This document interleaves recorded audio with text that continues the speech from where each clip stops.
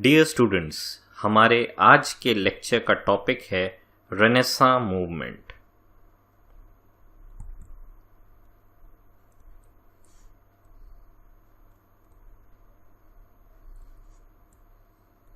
English literature के इतिहास में अगर हम देखें तो रेनेसां मूवमेंट एक काफ़ी इम्पोर्टेंस रखता है। सिर्फ इंग्लिश लिटरेचर के लिए नहीं, बल्कि जितना भी आर्ट, कल्चर, म्यूज़िक या पूरा जो एजुकेशन से लेके, फिलॉसफी से लेके, साइंस से लेके जितने भी डिसिप्लिन्स हैं, उसमें रेनेसां मूवमेंट का एक इम्पोर्टेंस रहता है और पूरे यूरोप में रहता है। ये मूवमेंट है क्या? The movement involves a rebirth of letters and arts stimulated by the recovery of texts and artifacts from classical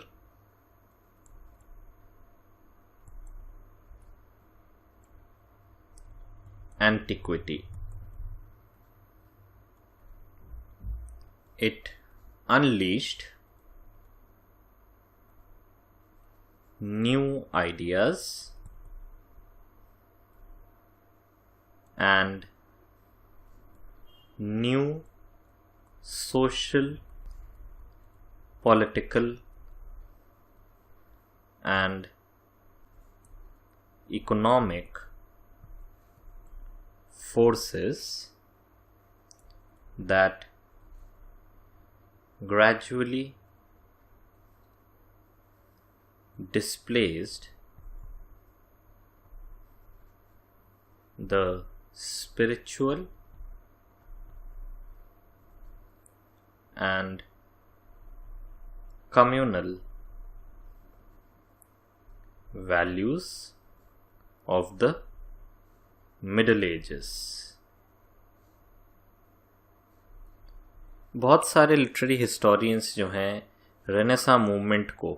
एक कॉम्प्लेक्स मूवमेंट बताते हैं, क्योंकि इसमें काफ़ी सारी चीज़ें इन्वॉल्व हैं। जैसे कि रेनेसां का अगर हम लिटरली एक मीनिंग अगर समझने की कोशिश करें तो उसको रीबर्थ हम कह सकते हैं। Rebirth of letters, arts stimulated by recovery of text and artefacts. तो एक तरीके से एक मिडिवल लिटरेचर जब हम पढ़ रहे हैं, मिडिवल लिटरेचर में एक हमें कंस्ट्रेंट दिखाई देता है जब आर्ट जो है उसका प्रोडक्शन हो रहा है, लिटरेचर जो है उसका प्रोडक्शन हो रहा है।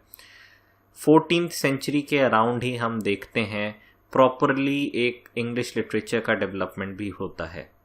उसी के साथ साथ इंग्लिश लैंग्वेज का भी डेवलपमेंट होता है, और बाकी जो फ्रेंच लिटरेचर या इटालियन लिटरेचर है उसमें भी हम देखते हैं 14th सेंचुरी में ही ऐसे वर्क्स आते हैं जिन्हें आज तक जो है एक रिकग्निशन दिया जाता है, जैसे डांटे का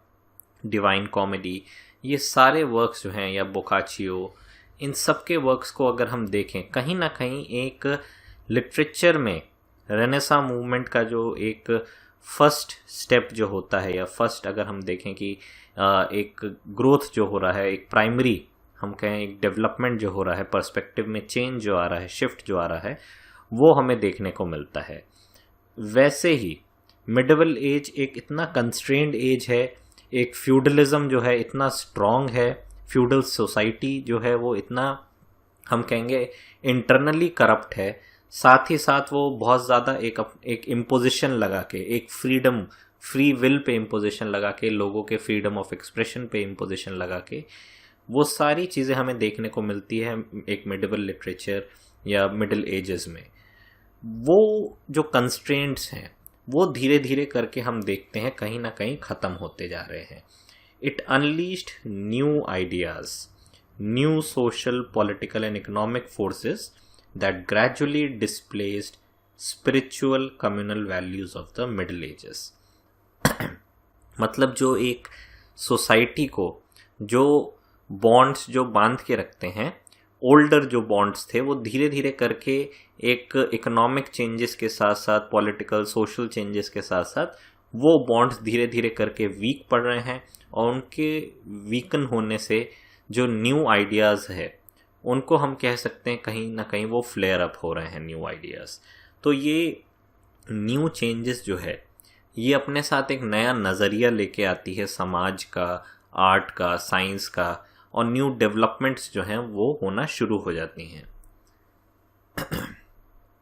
सेकंड जो एस्पेक्ट है, to Renaissance intellectuals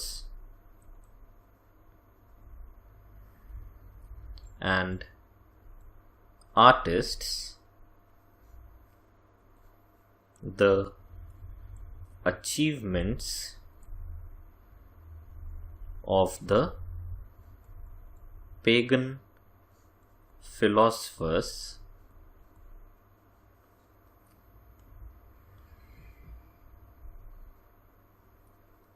of ancient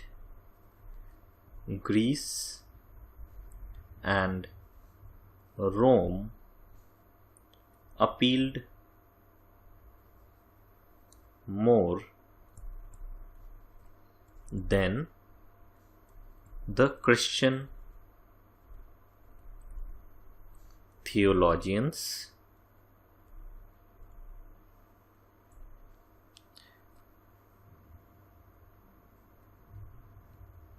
ये भी हम एक एस्पेक्ट देख सकते हैं कि जितना भी रेनेसां का जो फिलोसफर्स है या इंटेलेक्चुअल्स जो है या आर्टिस्ट जो हैं, उनके लिए जो प्री क्रिश्चियन टाइम्स हैं, प्री क्रिश्चियन एरा में जिन्हें पेगन हम कह सकते हैं, पेगनिज्म जो होता है या पेगन एरा जो है, उसमें जो पेगन फिलोसफर्स थे एंशिएंट ग्रीस, रोम, क्रिश्चियनिटी से पहले, वो ज़्यादा अपीलिंग बन जाते हैं। उनके वर्क्स, उनकी सोच समझदारी जो है वो ज़्यादा अपीलिंग हो जाती है। And according to literary historians,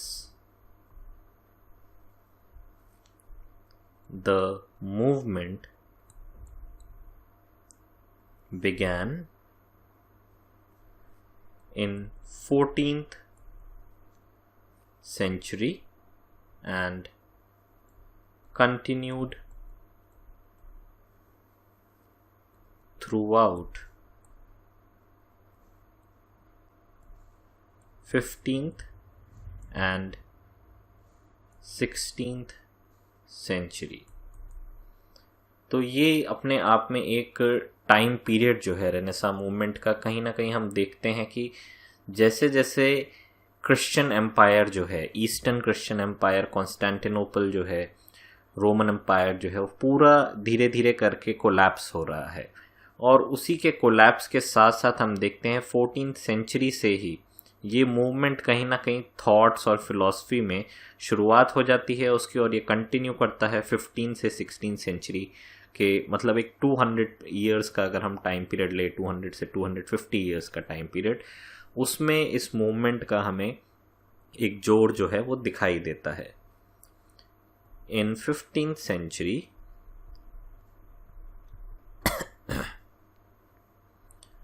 those who taught or studied grammar, rhetoric, history,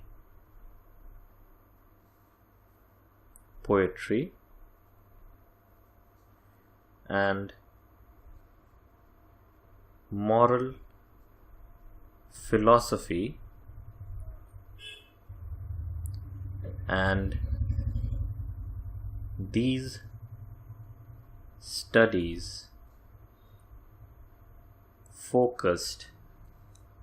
on classical, especially Roman culture